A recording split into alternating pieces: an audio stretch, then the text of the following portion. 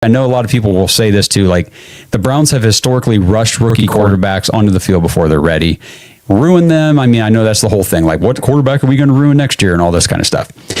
The difference this year for me is that this season is gone. It's lost. And you already know that the first rookie you tried to put out there is clearly not it. And it's not even a matter of him not being ready. I just don't think he's capable. Period. There's no amount of time, practice, experience that's going to suddenly make him capable. We need to see if Shedeur is, because we've got those 2 first-round picks next year. And I keep saying, if you're going to burn a first-round pick next year, you better be damn sure that Shedeur Sanders is no good. Real quick, I want to go back to the point about, Shedeur's way of playing in college won't work in the NFL. It worked well enough in college that pretty much every draft analyst had him as a top 5 pick, as ranked as the either 1 or 2 quarterback in the entire draft. Okay.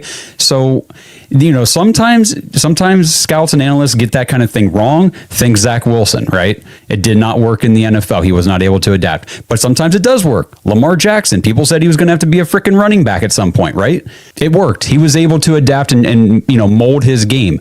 Which player is Shedeur? I don't know, but we need to find out. How confident are you that Shedeur is going to be the starter?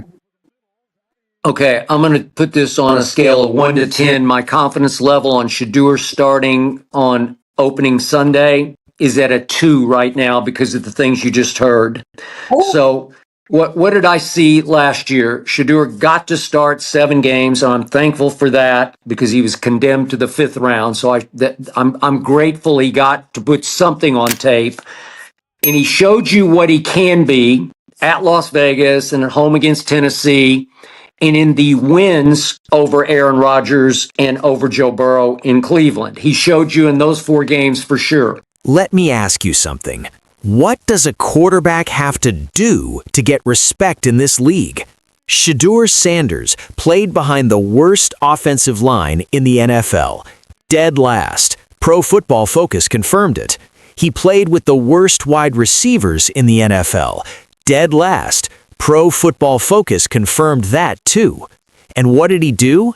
He beat Aaron Rodgers. He beat Joe Burrow. He made the Pro Bowl. He started the Pro Bowl. And now the Cleveland Browns won't even hand him the starting job. Let that sink in. As we get started with day 3 of the NFL draft, why hasn't Shedeur Sanders been drafted yet? To me, it comes down to one of 3 things. Number 1, his on-field evaluation within the NFL was that he wasn't worthy of being drafted in the first 3 rounds. Simple.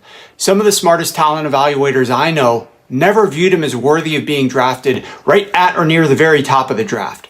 Falling out of the first round, not that big of a surprise. But most of those same evaluators still thought he was going to be drafted before the 4th round and were surprised that he wasn't taken on Friday based on their on-field evaluation. That said, they could all be wrong, and the NFL evaluators who passed on him collectively many times over could be right. Or it's the NFL evaluators who are all wrong, and Shedeur could make them look silly like Tom Brady, Kurt Warner, and many, many other players who annually are drafted lower than they should be. Being drafted lower than you should be literally happens in every round of any NFL draft. Number 2, he botched the interviews. I've heard some of his interviews were very bad. Who knows exactly how bad or why? Publicly, he did come out and say, if you're not trying to change the franchise and culture, don't get me. Who knows what he told teams behind closed doors, who he was willing to interview or not interview with. Quarterbacks being the face of the franchise, they're selling themselves as somebody that the franchise should feel confident will proudly be that face. That's not necessarily second nature to every single prospect. Maybe he rubbed some teams the wrong way. We'll probably never know. Or number 3, it's Deion Sanders. No, it's not Shedeur Sanders, the player who was evaluated. No, it's not Shedeur Sanders, the interview candidate. It's not even that Shedeur is Deion's son. If Deion was a great former pro who now owned a car dealership and wasn't in the limelight, literally speaking his mind into microphones daily, teams might not care. But Deion is a football coach of a major college program and literally said in the past he would consider coaching in the NFL if he could coach his sons. Teams might actually want to bring Shedeur Sanders into their organization, but they also want to keep Deion out, and they don't have an answer to that dilemma. The general manager and head coach who bring in Shedeur instantly open themselves to criticism from one of the greatest players of all time, who is not only willing to publicly speak his mind about how Shedeur's coach is managing his son, but also willing to take that coach's job in the future. To me, those are the three most likely reasons Shedeur hasn't been drafted so far. Down two, going for the 2-point conversion to tie the game. Why was Shedeur Sanders not on the field? Why was Shedeur Sanders taken out of the game? With the game on the line, why would the coach take out the player who's having the best game on the team?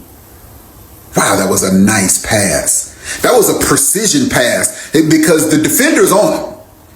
Touch pass right outside the defender's reach. Woo! First rookie quarterback to throw for 300 yards this season. First one in the NFL. Now, keep in mind, he just started 3 weeks ago, week 12. So that means the other rookie quarterbacks had 11 weeks to do what he did today. First rookie quarterback with 300 yards. First Cleveland Browns quarterback to have his stat line over 300 yards, 3 passing touchdowns, 1 rushing touchdown since 1950. Did you hear what I just said? The first not rookie, but the first Cleveland Browns quarterback, period, to have this stat line since 1950. That's 75 years of football. I mean, he is playing, and why would you take him out of the game? I don't know. Why did he take him out of the game? I don't know. What's that about? Huh? Only 2 rookie quarterbacks have done what he did today. That's he and Joe Burrow. In NFL history, and you take them out of the game at the end? They were down 31-17. He brings them back. Look, showing his mobility, showing his agility, avoiding defenders in crunch time. Now, right here, kick the extra point. 31-23, just kick the extra point. It's over 4 minutes there. Why would you go for 2 right here? 31-24, that's what it should be. 31-24. Either way, you're going to need a touchdown. I don't know why you would go for 2 right there. But anyway, back on the field, 2-minute drill, takes the team 80 yards in 7 plays. Shedeur Sanders, only been starting for 3 weeks. Boom, touchdown. And now it's time to tie the game. 300 yards, 4 total touchdowns, and you take them out the game. For this play, I know what'll trick the other team if I sit my best player. That's like in basketball, a player having 30 points and on the final possession to tie the game, you put that player on the bench. They'll never know what's happening if I sit my best player. What is going on? What is going on? Did you not want to win? You take the man out the game for this play? I wanted to hear from Monken and the GM Barry at the Combine that this will be Shedeur's job to lose. Shedeur's job to lose. And no, I heard open competition. I heard Deshaun will be in it. And I heard them say that they still love Dylan Gabriel and that he will get an equal chance to win the starting job next year. And I keep reading and hearing from the Cleveland-based reporters who cover the Browns on a daily basis that the Browns are still not convinced that their quarterback of the future is in the building yet. To understand what's happening right now with Shedeur Sanders and the Browns, you have to go back to the 2025 NFL Draft. Every mock draft had Shedeur Sanders as a top 30 pick. Some had him top 10. The man was considered one of the most polished, pro-ready quarterbacks to come out of college in years. And then the draft happened. Round 1, no Shedeur. Round 2, no Shedeur. Round 3, the Browns picked Dylan Gabriel instead. Round 4, they drafted Dylan Sampson. Round 5, pick 144. That's when Cleveland finally called his name. 144th overall. A quarterback who beat Joe Burrow, a quarterback who beat Aaron Rodgers, a quarterback who would later start and win the Pro Bowl, was taken at pick 144. One analyst called it the biggest draft day slide in 2025 NFL draft history, and he wasn't wrong. Now here's where it gets really interesting and really frustrating, because you'd think, okay, maybe the Browns passed on him in the draft, maybe they undervalued him, but once he proved himself, once he won games, once he made the Pro Bowl, surely they'd lock him in as their guy, right? Wrong. Skip Bayless, one of the biggest voices in sports media, came out and said his confidence level that Shedeur starts week 1 next season is a 2 out of 10. A 2. This is a guy who won games for a franchise that has been losing forever. A guy who showed heart, toughness, and talent, and the confidence level is a 2? Why? Because at the NFL Combine, Browns head coach Kevin Stefanski and GM Andrew Berry refused to say Shedeur's job to lose. They said, and I quote, "open competition." Open competition. They brought up Deshaun Watson, who hasn't played meaningful football in years and is being paid like a franchise quarterback on a contract that is absolutely crippling this team. They brought up Dylan Gabriel, a higher draft pick who got hurt, who split time, and who most analysts say realistically cannot beat Shedeur for the job. And, get this, there are reporters in Cleveland, people who cover this team every single day, saying the Browns are still not convinced their quarterback of the future is in the building. After everything Shedeur showed them, they still aren't sure. With Shedeur, though, I think he needs to improve upon, and Andrew Berry mentioned it, I think for him to take that next step is his decision-making. That is the most important aspect that you have as a quarterback in the NFL, at least on the mental side of things. And there were times last year where I won't say all the interceptions were his fault. There were some times where he was hit, the ball was tipped, but he too many times made bad decisions with the football. But I understand where he's coming from because there wasn't a lot of help around him. So he felt that pressure that I need to do more. But as he develops, hopefully they add some pieces at offensive line. Hopefully they add some pieces at the wide receiver position. Now let's be fair. Let's look at the actual numbers. 7 games started, 7 touchdowns, 10 interceptions. The interceptions, that's the criticism. That's what people keep pointing at. But here's what they don't tell you. Multiple analysts pointed out that several of those picks came from tipped balls and hits, situations where the quarterback had no chance. That's not bad decision-making, that's bad luck combined with a terrible offensive line. And here's the deeper point. When a quarterback has nobody to throw to, when the pocket collapses immediately, the natural instinct is to try to do more, to bail out the team, to make something happen with nothing. That's what Shedeur did. Was it perfect? No, but he was a rookie, playing behind the league's worst protection, with the league's worst receivers, in a new system. And he still won games that mattered.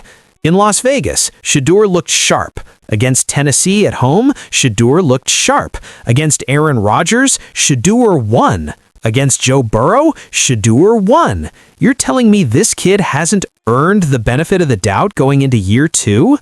But it gets even wilder.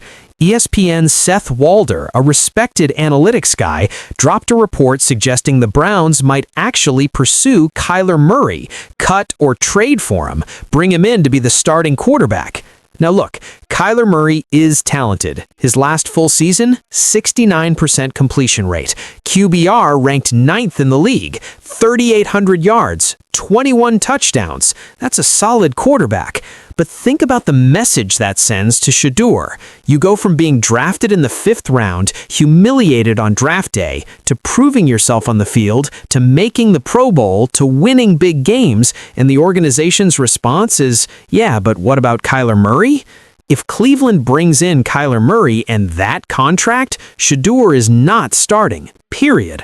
Multiple analysts agreed on this. If you go out and acquire that quarterback at that salary, you're playing him. There's no scenario where you bench him for the 5th round rookie. That would be a betrayal of everything Shedeur worked for. The debate around Shedeur right now is real. Even the people who cover this sport for a living are divided. Some analysts believe the Browns are playing this smart. Keep it competitive. Don't hand anyone the keys. Make Shedeur earn it again, because that's what brings out the best in him. One commentator said it perfectly. When you count him out, when you doubt him, that's when Shedeur wants to prove you wrong. Maybe Cleveland knows exactly what they're doing. But others look at this and see a franchise that has been allergic to its own good fortune, a team that has made bad quarterback decisions for decades, a team that passed on Shedeur 6 times on draft day, and now still can't commit to the guy who actually went out there and competed with nothing around him. One analyst put his chances of starting week 1 at about 60% if the roster stays the same, and only 40% if Kyler Murray comes to town. Those are not inspiring numbers for a guy who just started the Pro Bowl. Here's what I want you to understand about Shedeur Sanders, beyond all the stats and the debate. This young man came into the league already fighting uphill. He was doubted before the draft, criticized, slid to pick 144, while quarterbacks with less college production got called 100 picks earlier. There were whispers. Is it his dad? Is it the celebrity? Is it something else? He said nothing. He just played. And then he got to Cleveland, a franchise that hasn't had a real franchise quarterback in what feels like forever, and he won. With nothing, with garbage around him. He found a way. He made the Pro Bowl. He started the Pro Bowl. And the response from his own organization is open competition. Year 2 is everything for a young quarterback. That's where the leap happens. That's where the game slows down. That's where you see who a guy really is when the system fits him, when the coach tailors the offense to his strengths, when he has real weapons. Todd Monken, Cleveland's offensive coordinator, is known for doing exactly that, tailoring the scheme to the quarterback. Shedeur deserves that chance. The question is, will Cleveland give it to him? Here's the bottom line. Shedeur Sanders did everything a franchise could ask a fifth-round rookie to do. He won games, he competed, he grew under pressure, he made the Pro Bowl. And Cleveland still isn't sold. Maybe it works out. Maybe the open competition brings out the best in Shedeur and he runs away with the job. Maybe Todd Monken built a perfect offense around him and year 2 looks completely different. Or maybe the Cleveland Browns are about to make yet another quarterback mistake. In 5 years from now, we're all going to be talking about the franchise that had Shedeur Sanders and let him walk. Drop a comment right now. Do you think Shedeur Sanders deserves to be Cleveland's starter in 2026? Yes or no? Let me know. If you believe in Shedeur, smash that like button, subscribe, because we're going to be watching this story all off season long. This is not over.